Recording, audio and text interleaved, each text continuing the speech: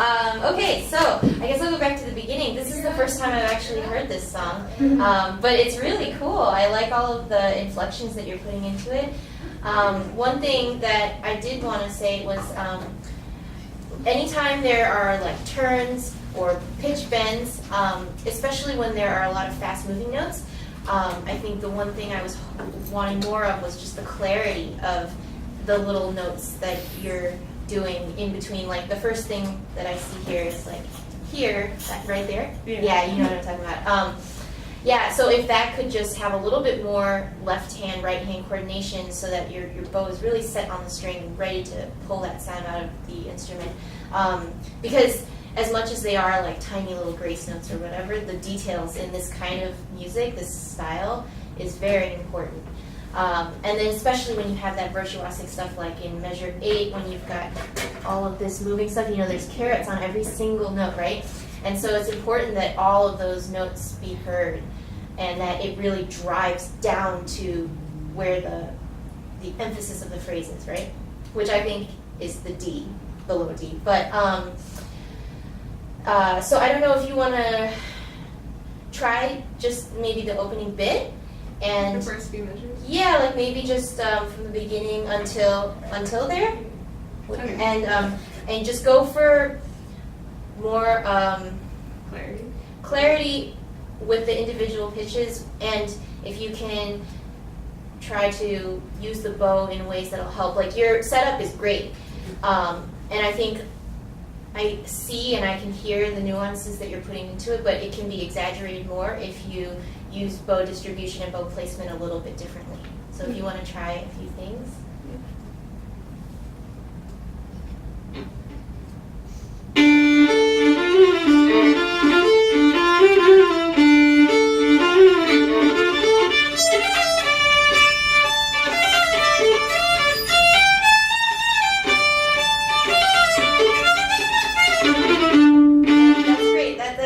Already so much better, especially like let's see, where I lose things are where you have big string crossings, especially string crossings where you have slurs. It's such a natural tendency for string players. We like to use a lot of bow on string crossings because then it helps smooth out the crossing, right? But I think actually if you think the opposite and try to consolidate the amount of bow, the pitches will come out much more easily. Can you try just this measure, or if you want to start a little bit before to get into it, that's fine. But when you get to here, if you can use less bow than what you've been doing and see how that changes things for you. Okay.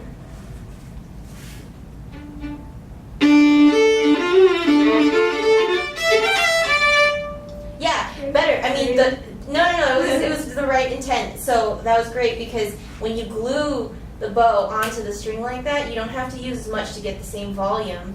And I mean, you'll have to you'd have to practice it, but you can definitely get it to sound smooth and continuous and not have to work so hard for it. Do you know what I mean? It cleans it up a little bit better. Do you want to try it again? Sure. From the beginning? Just from where you started that last time. And should I keep going?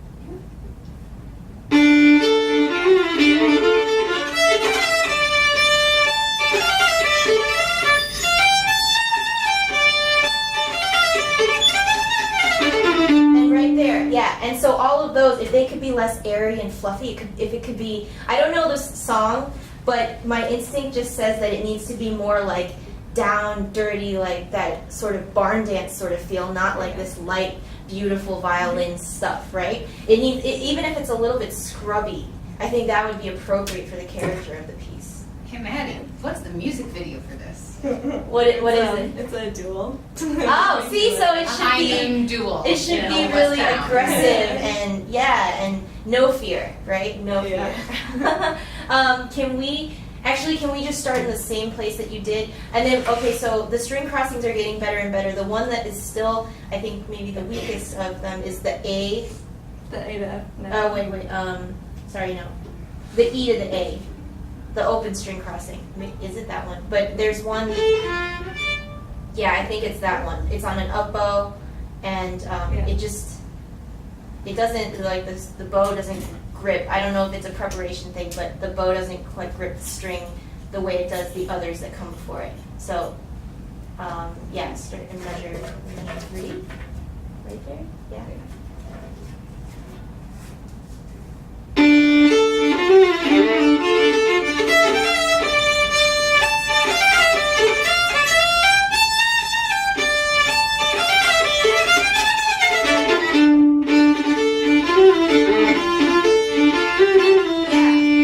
That's good.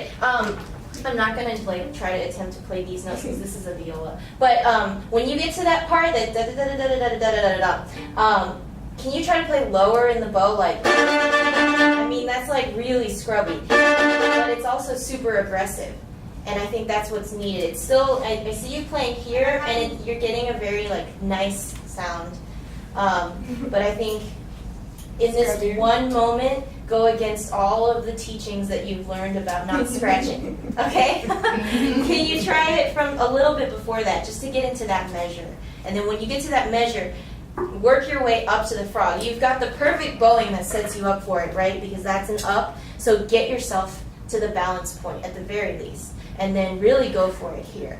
And like, use a lot of natural arm weight. Don't think about lifting the bow off the string. Just kind of like think sinking in and letting the bow bounce and do what it wants. That will give you the natural sound that we're looking for. Should I start from like the measure before? Sure, yeah.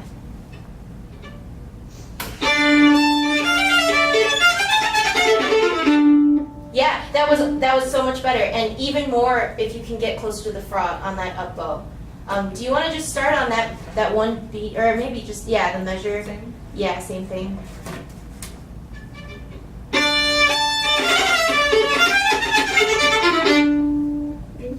Yeah, no, I mean, it'll take some adjustment, right? But that's the right idea, is that you want to use that fourth beat in the measure before to, I like to use a lot of, do you ever play pool?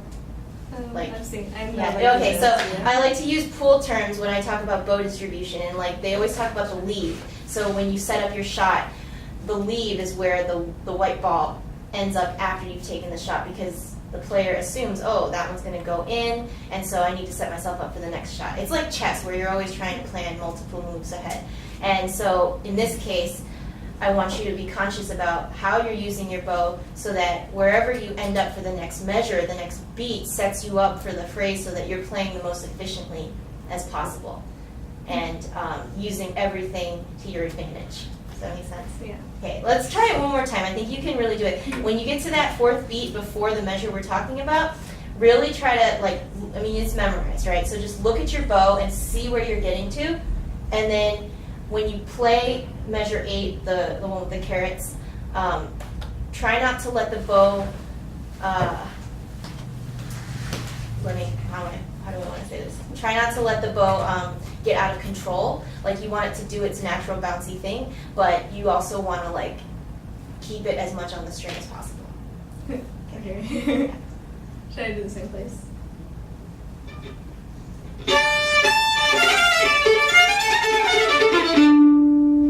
Good. Can we do this in slow motion? And start in the same place, and maybe and when you get to that beat, da da da da da da da, I want you to look at your bow and see where you're landing. I might even say stop. Okay. Frog. Yep. Even more. Yeah. Really get up there. Yeah. Try one more time.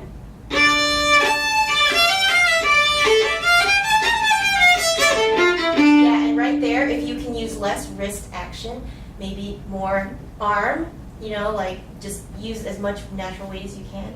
I think will help the sound. We should move on. Okay. All right. Well, this is great. You sound great. Thank you.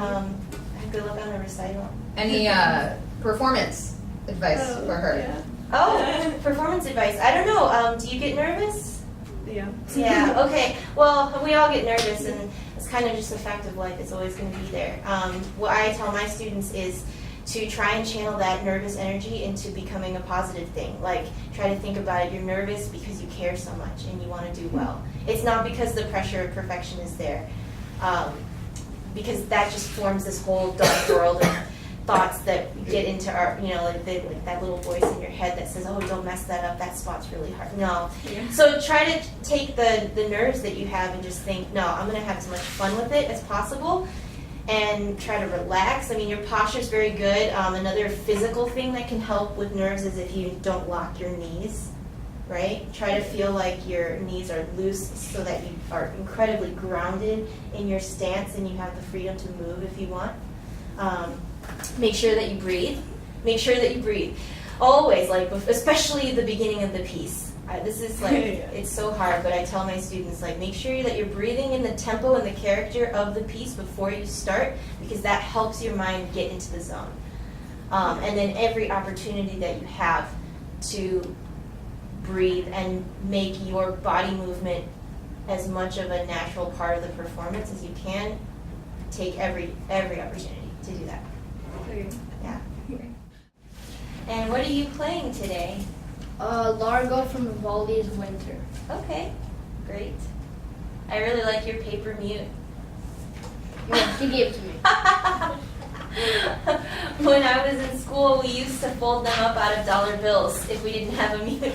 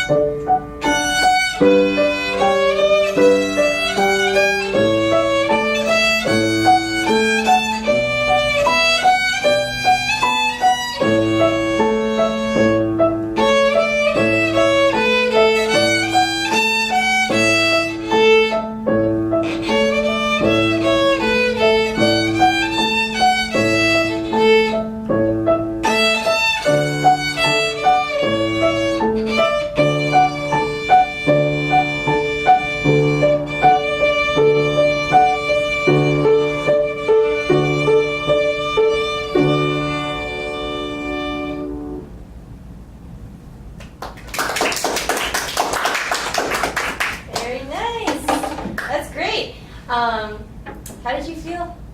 Nervous? Nervous, I could not tell. Great job. Okay, so this is such a beautiful piece. And you obviously have, I guess all of you have memorized your music, which is fantastic. Oh, one thing I did want to comment. There are some rests here that sometimes don't get followed. Do you know the ones I'm talking about? Maybe? the forte and the piano parts and like in the end. Well, actually what I mean is like right here, you know, there's this eighth rest, and sometimes you do it, sometimes you don't, but it should be consistent, right? Yeah, okay, cool. So, so just make sure to do the rests where they're marked, right? That was really the only black and white thing that I noticed, because those are parts of the phrase, right? The silence is just as important as the sound. And then now to talk about the sound, you have such a nice sound and everything is in tune, you know exactly what you're doing. I think the one thing that I think could make it like the icing on the cake is if you were to shape more with dynamics, you know, and just in general following the line. And have you thought about phrasing for this piece? No. Okay, this is very important. Phrasing in music is like how we speak with sentences, right? You don't just talk to somebody in the same tone the whole time like a robot, right? And so when we have these ups and downs in our inflections, I mean, it carries across more than just the words themselves. It carries across the emotion behind the sentence, right? And that's what we're doing here with music. The dynamics, the crescendos, the decrescendos, even the timings, if there were to be a retard in this piece or something. All of that builds into how the audience feels about the music.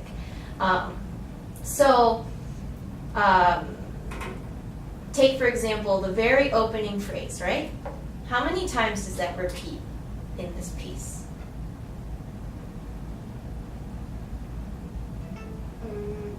Even if it's not exactly at the same pitch, it comes back, right?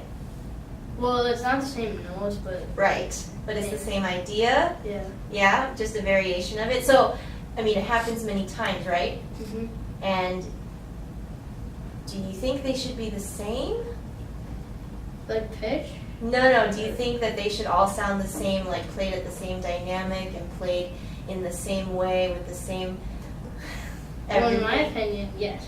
Yeah, really? I'm curious. Okay, I'm curious to hear this argument. What's your reasoning behind that? Because, well, first of all, my violin does not like going soft, and whenever if I try to, it starts to crack. Okay. Okay, so good. I mean, at least you've admitted that sound quality is very important to you. It's important to all of us. I still think you can get more out of it. I really do. May I borrow your violin for a second? Okay. So, oh my goodness, it's so small. I Both hope sides away from getting full. I hope I can play it in tune. Okay. Let's see.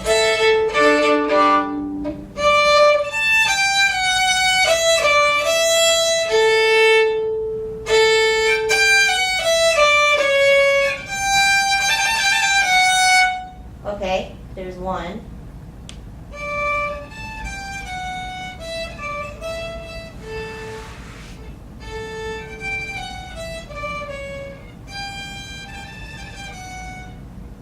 There was a difference, right? A small difference. And did it crack? Well, it slipped for a second.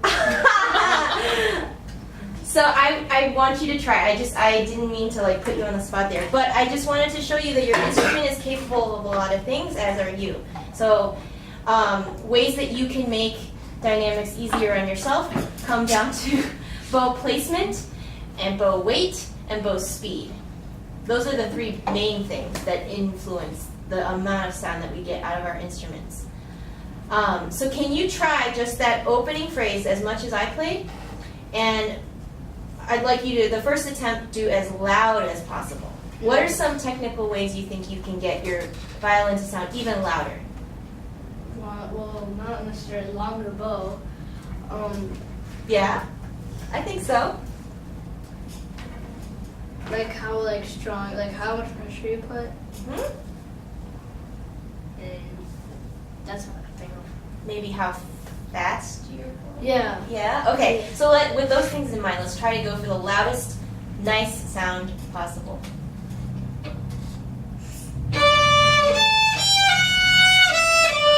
And I'm going to stop you there. Okay, I only see you using half the bow. You've got that whole other half, right? It's a very long bow. Try to use all of it.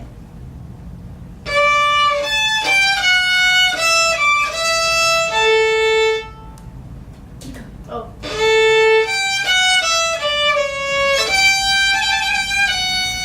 Okay, now let's ask our audience. Did it seem louder? Did it seem stronger? And was it still nice? It was still a nice sound, right? Yeah. Okay, now let's go for the exact opposite. And to get quiet, what are some ways that we can make that easier on ourselves? Less bow, slow speed, and less pressure.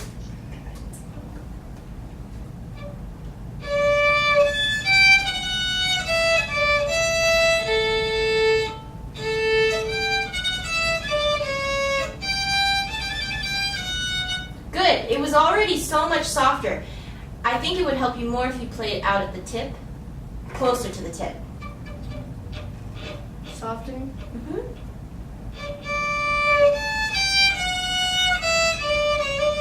Wait. And still start on a down bow though. Oh.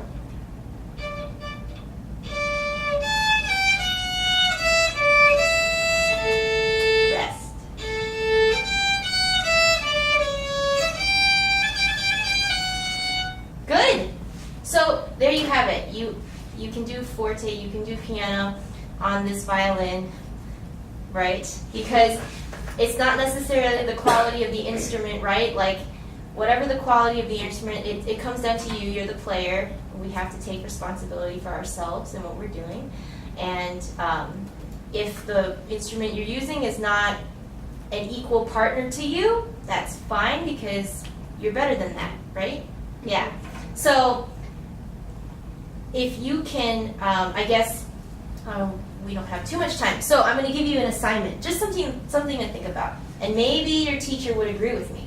I think the next step for this piece for you is to go through it and think very methodically about where your phrases start and stop, what dynamics they should be, and what shapes they should hold between the start and finish line of the phrases. Okay? And then once you've figured that out and thought about it, the next layer is to figure out how you can technically do that on the violin. So think about where you're going to start in the bow. Think about what bowings would help you the most. Think about even like down to how much bow distribution per note if they're under a slur. Are you going to use equal distribution? Are you going to use more on the first note, more on the last note? All of this stuff. So basically, for like, you have to think like what things that can help you to finish the song perfectly. Yep. Yep, and so then once you've thought about all that, then you practice it, yeah? And then you perform it that way, and it's going to be great. Do you have any questions for me? No? Thank you so much.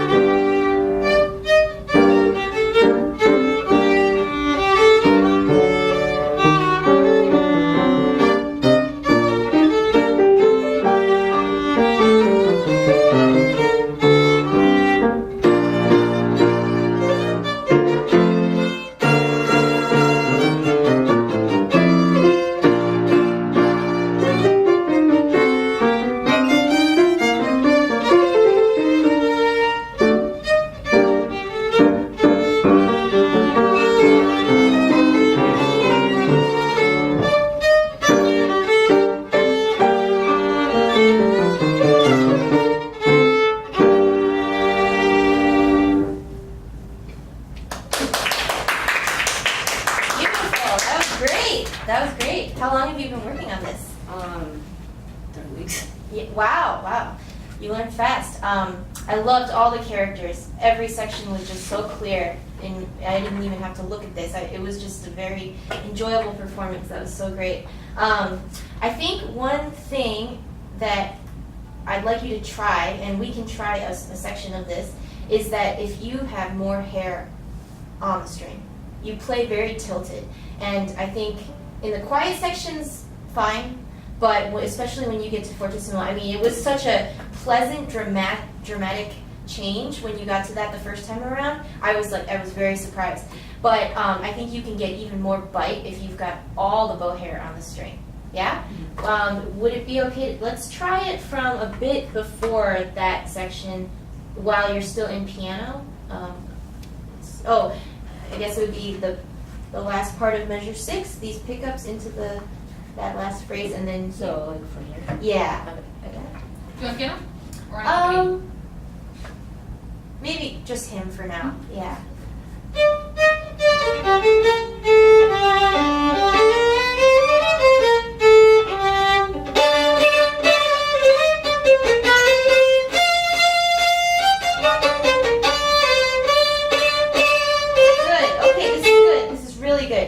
Let's do that much again. And so now that you're using all the hair, you don't have to work as hard to get that same sound, right? So let's try and clean it up a little bit.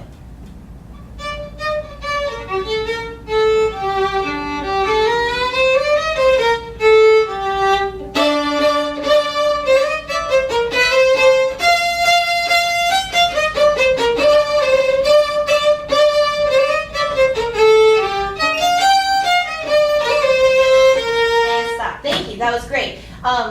Now that we're using all of the hair, one thing I would like to hear now is more consistency in all of the starts. So you know how the first time it happens, it's down, up, down. And then when it happens again a line later, it's up, up. It should still sound the same, right? They hook it up, up, but the intention of the phrasing and the sound quality should still be the same. It should still sound like down, up.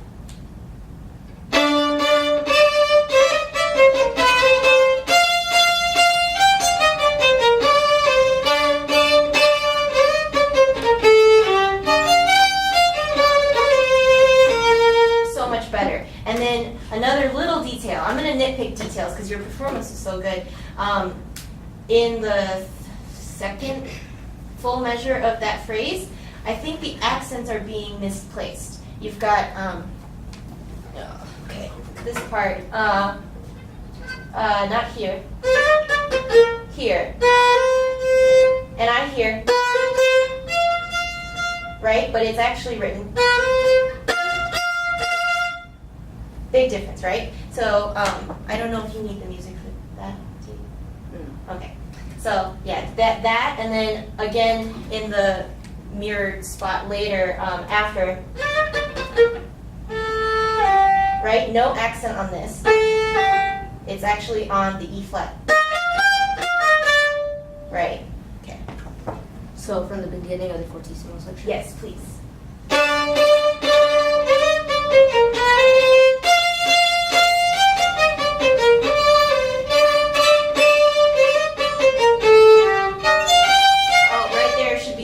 Da, da, da.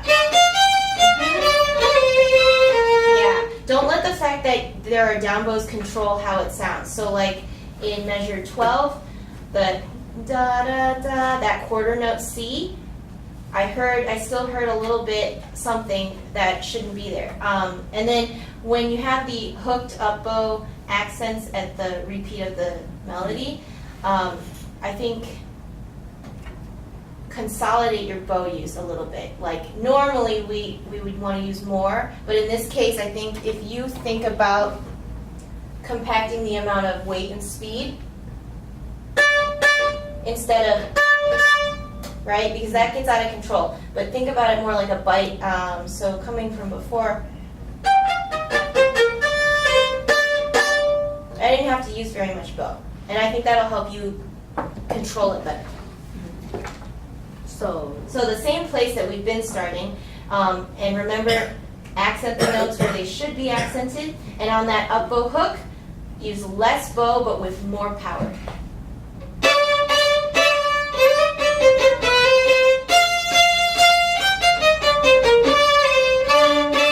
Yeah, right there. So can you hear the difference? When you're starting it down, it's so much stronger and it's got a lot more bite. And when you come around to that one, you're all the way out of the tip. Can you save bow on the slurred quarter notes before?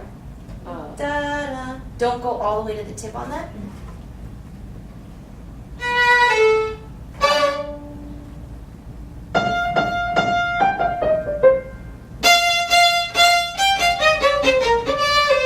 So right there. Da-da. Don't use the whole bow.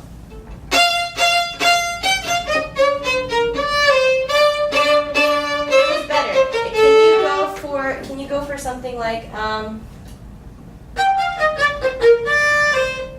halfway.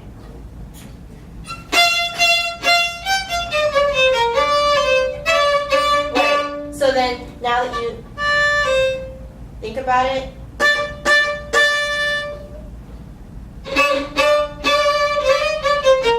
good. Go back and lead into that from the eighth.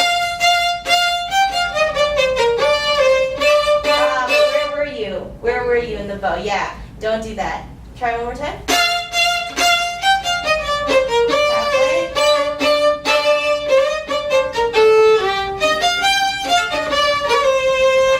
Good. Okay, so that's a concept I think you could work on. It'll help you maintain that consistency. Otherwise, all of your shapings and stuff are very clear. And then when you go into the piano section, if it helps you tilt the bow hair. But just be aware, always be aware of how much bow hair you're using, how much bow you're using. Being aware of how we use our bow is critical, right? Because that's where the sound comes from. A lot of people harp on the left-hand stuff, but really, when the bow's not on the string, this is pretty meaningless, right? So we always have to be concerned about our sound quality, how we're getting it, making it efficient, because when you get into harder music, you're not going to have time to be wasting bow and wasting movement and stuff. You're going to want to become this well-oiled machine of technique that can just do it in the most easy and accessible and efficient way possible. Let's see, what else is there? I think I'm going to be really nitpicky. If you can get more of a difference between the piano and the mezzo forte dynamics, you have a great low end and high end in terms of the exaggeration, but the middle stuff tends to just sort of sound a little bit closer to the bottom or the top. So right where you had stopped, if you were to go on, it's a piano phrase, and then the next time it comes, it's mezzo forte. Can you try to make a difference there?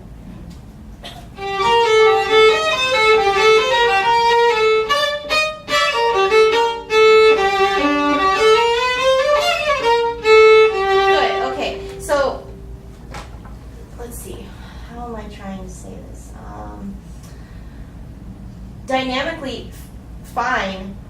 Can there be more shaping within the mezzo forte? It's especially when you get here.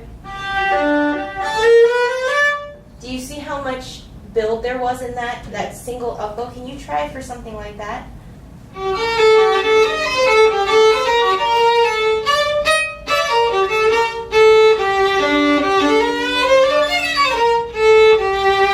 Okay, it was better on the crescendo. I think maybe the root of the problem is just that the down bows are always much stronger than the up bows. So if you want to practice in scales and things, equalizing the sound, making sure that you're not letting the natural things about the bow control too much, I think that'll help your playing overall. Do you want to try, we have a couple minutes left for you, do you want to try all of the things we just worked on with piano? Sure. Yeah? Or do we have time to do an excerpt? Oh, yeah, sure. What excerpt? What excerpt do you want to do? Orange. Orange jam? Okay, get the music. So it starts at where the orange bracket is? Yeah. And what is the character marking? Groove thing. And groove thing. Groove thing. Groove thing. Okay.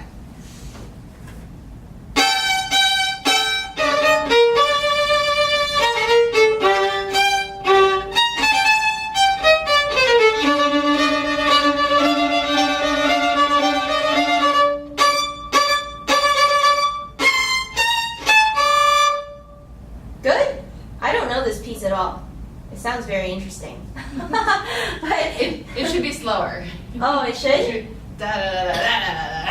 Headbanging. They're going for headbanging. They say Oh. that the tempo is 100 or 120. Okay. That's how everyone plays it. Okay. Okay, that's fine. Well, anyway, within all of that, so this is for an orchestra audition, chamber orchestra audition, and it's for seat placement or to get into the group, or what's the get into the group? Okay. And is this your first orchestra audition? This is my second one for chamber. Okay. How'd your first one go? I passed. Good. All right. Well, so then I've taken a lot of auditions. And the one thing that is very important is they want to see that you can do what's on the page. And you're basically doing it. And again, I think it's in a place where now we're just going to nitpick at all of the little details. When you get to the double stops part where you're laying on the open D with all the other notes, if you can be a little bit more top heavy so that the treble notes come out, because that's where the moving line is, right? I'd love to hear that So one be more more time. on the A string than the D string. Lean a little bit, yeah.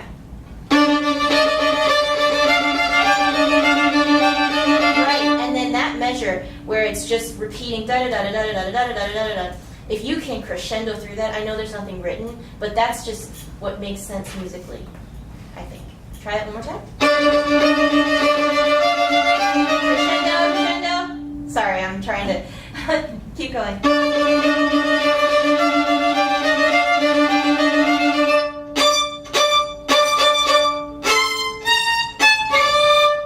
Good. Good, much better. Don't forget the accent on that last one. I know it's hard. It's on an up bow and it's an octave, but really just go for it. And what else? Can you start at the beginning one more time? I just want to hear this one more time.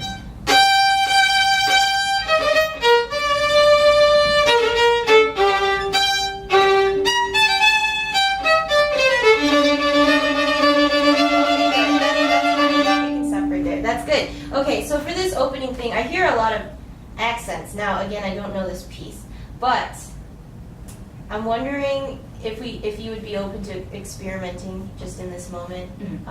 Not so much accent. Can you try to make it more just, yeah.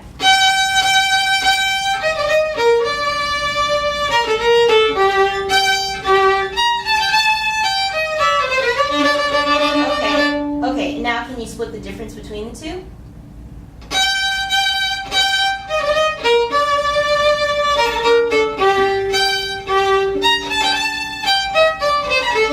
Good. You know, of the three, I like that the best because it just made the whole phrase a lot longer. Whereas when there were accents in every single note, it felt like it was note, note, note, note instead of a line. Yeah? Any questions? No. No? Good luck with the audition. Sounds great. Thanks. I'm playing Sights Concerto number 2, the third movement. Excellent.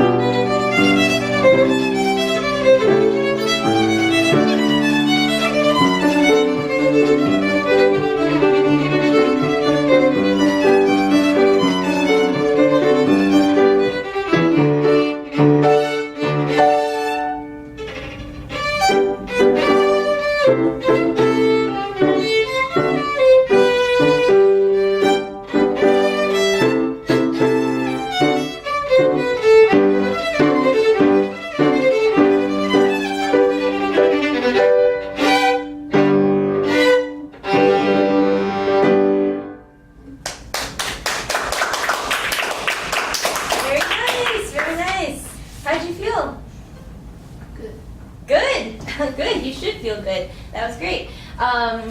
Okay, let's see. I guess I'll go back to, actually no, I mean, I really enjoyed the beginning. As my student, one of my students played this last year, so it brought back fond memories. Okay, let's see. You know the Brillante section Yeah. that you just played through?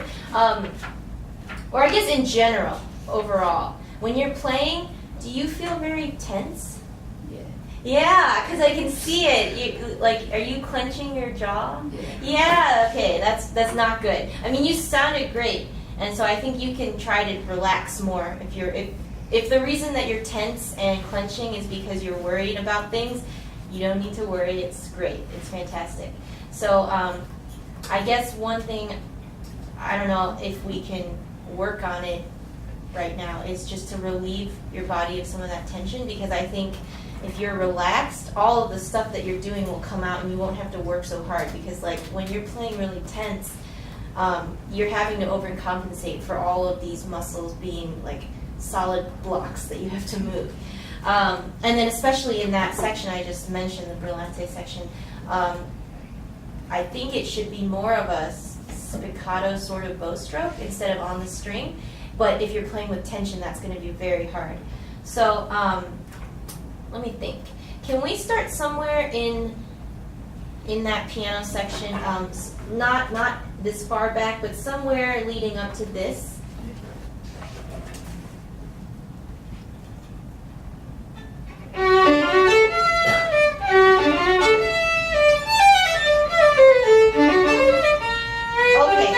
One thing I notice is that you tend to do the clenching on the downbeats of measures, right?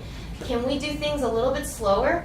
And rather than focus on the notes and all the things you have to do, I want you to be hyper aware of what this is doing.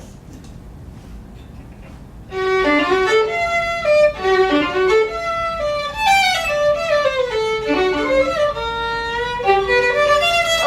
stop there. That's good. Okay, so the difference that I heard was that when you were more relaxed, the sound was more relaxed, and actually far more in character with the grazioso nature of this section. I felt like there was just a little bit more flow, whereas before there was so much emphasis on the 6/8 meter, which I don't think is necessary. So let's try that one more time at the same slightly slower tempo, and then stop before you get to the Brillante section.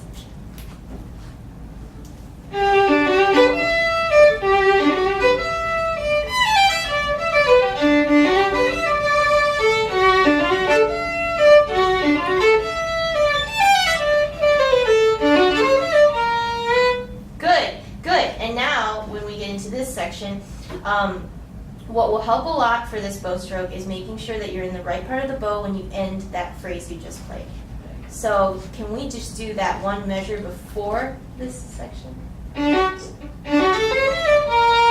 look at where you are. Good. Okay. So that's where you want to be. Now, how do you play? Have you worked a lot on spiccato?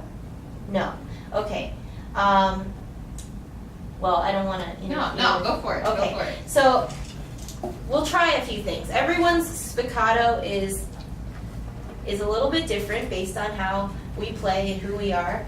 But generally speaking, what works is playing around the balance point, tilting your bow hairs a little bit, and instead of trying to control it, you let the bow do what it wants, like bounce naturally off the string. What you're controlling is how fast it comes off or down, comes up or down off the string. Right? So, if I were to stand up, you can look at my right hand. There's a very, very small amount of motion happening, right? I'm not putting a lot of effort. This is a bow stroke that sounds best when you're not putting tons of effort into it. The part where you have to control it is just where you are in the bow. Fingerboard, are you by the bridge? Getting that ponticello sound. Making sure it's even, because you want the down bows and the up bows to all sound the same. Can you try that on an open string? Maybe on, for you, an open A string? Right, so I'm going to talk as you do this. Go ahead. Good. Tilt your bow hairs a little bit. And play a little lower in the bow. Lower, this way. Yeah. Yeah, tilt a little bit more. your bow hold. You still want to make sure that your thumb and your pinky are, yep, and then if you can have as much contact with the frog for these two fingers. Good, good. Try not to involve the shoulder so much.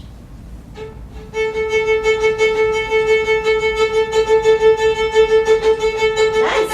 That's a really nice start. Okay, so can we try to apply that bow stroke to this section? It doesn't have to be the whole thing. If you just want to play the first measure and loop it or whatever you want. Okay, but wait, where did you start? Where did you start in the bow? Yeah, where do you want to start? And tilt, tilt. Yeah, and stop there. Let's just cut it to those two measures and try one more time.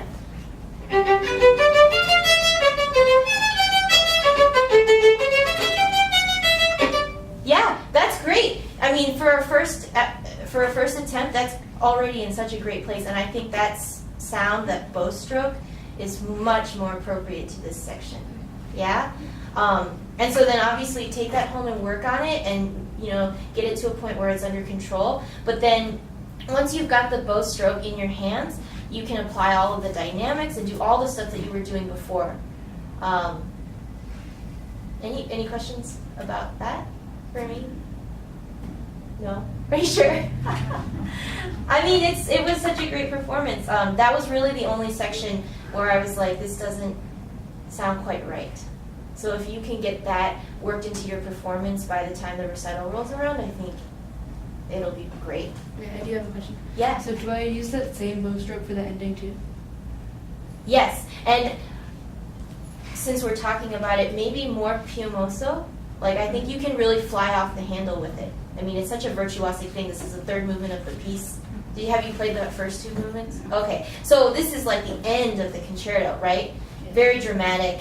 Your chords, your triple stops were fantastic. So if you want to think about, can I borrow your, I don't have an E string. So if you want to think about like, what tempo are you playing in? Something like that? Okay.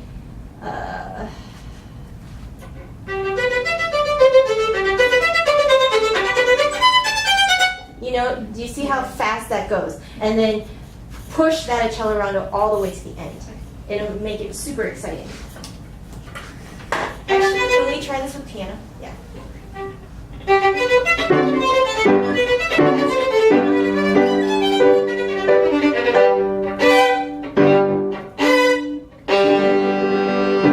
Let's do it again. This time I'm getting a accelerando. Yeah.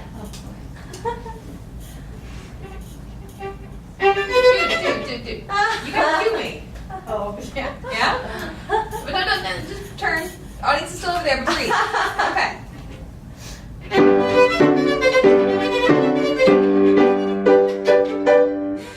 Yeah. All right, so now you know where the train is. Hop on board.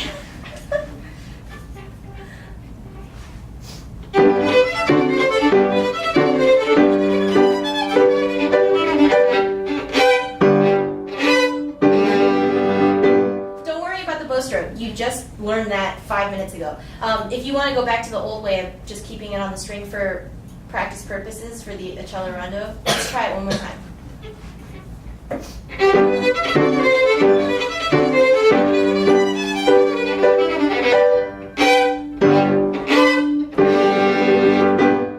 Good. I see where it's happening.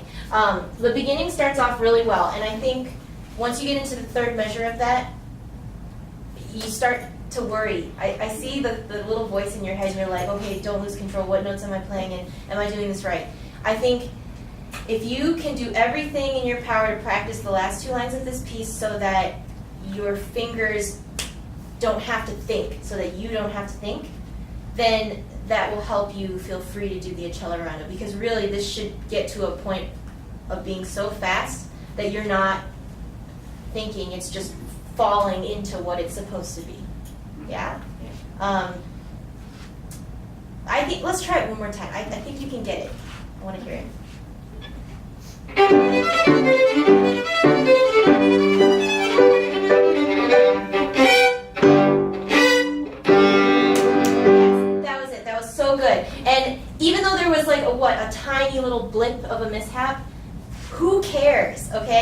Like, the one thing I think people don't talk about enough is mistakes being perfectly fine. You know, like, we are all human. And I think as an audience member, I would much rather see somebody really go for it 150% and eat it than to see this timid person being like, oh, it's so perfect, but it's just so square and boring, right? That's not why we play music. We play music because it's like an extension of how to express ourselves. So when you get to this part in the piece, it doesn't, like, you've already played 95% of it. This is the last 5%. You have to go for it. And so don't be afraid. You should drive, I mean, there is a crescendo in red pencil written here. And it needs to be absolutely there. It needs to, that phrase needs to get driven into the ground, and then you rip that triple stop and you show the audience what he meant when he wrote this piece. Yeah? Yeah. Great job. I'd like to see this time, I want to see a little bit less arm motion. Watch what I'm doing here. My forearm is not really moving at all, right? If anything, it's like these tiny little knuckles in my hand. Maybe my first finger is moving, but it doesn't take a lot of work, okay? And if you can start like right there. Right, and so try to get this less involved, yeah, and don't involve the shoulder. In a controlled tempo. So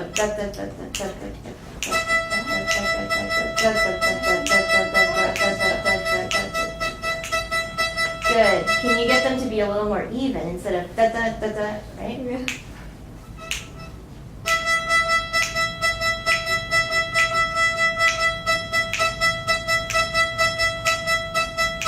Good. It's a little more under control. So now you would do that same exercise for all the other three strings and figure out where in the bow you need to be to achieve that level of control. And a lot of that will vary on the tempo. So for this piece, what is the basic tempo?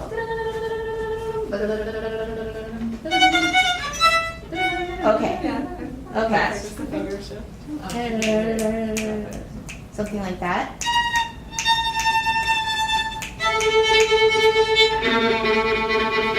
Okay. Okay. How can we get from point A to B? Because that is a pretty big tempo difference from what we were just doing.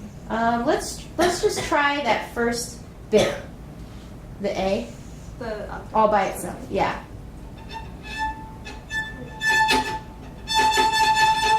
And stop. Yeah. Don't go over to the open A string. Yeah. Do that much again. Good. And can you try to get it, move the bow so that it bounces a little bit more? Yeah, that was really nice. Okay, so then do that same thing again and then cross over.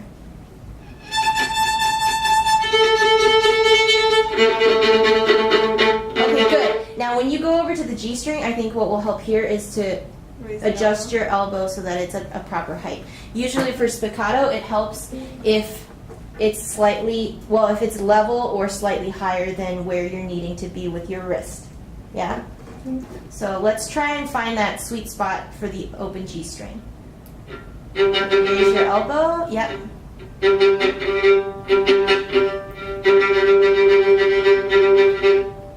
Right? Yeah, it's, keep experimenting with it because you're going to have to find it by moving around.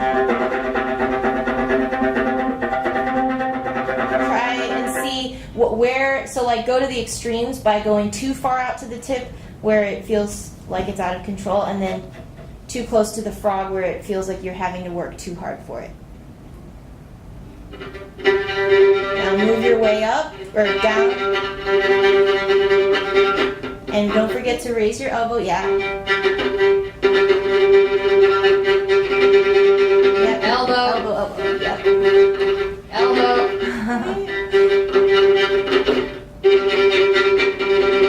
Right. So that seems to be the neighborhood where you need to be in the, as long as everything else here is doing what it's supposed to, right? Yeah. So I would say the open string exercise can be very helpful with this concept. Thank you so much. Yeah.